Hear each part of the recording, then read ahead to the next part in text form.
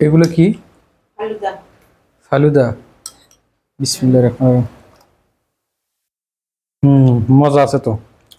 ফালুদা সম্ভবত দুধ, তারপরে বিভিন্ন ধরনের ফল।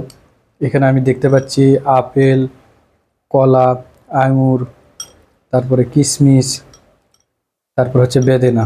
প্রত্যেকটা জিনিস অনেক পুষ্টিকর এবং ভিটামিনযুক্ত খাবার। আমরা এগুলো খাই শরীর এবং দেহের উন্নতির জন্য।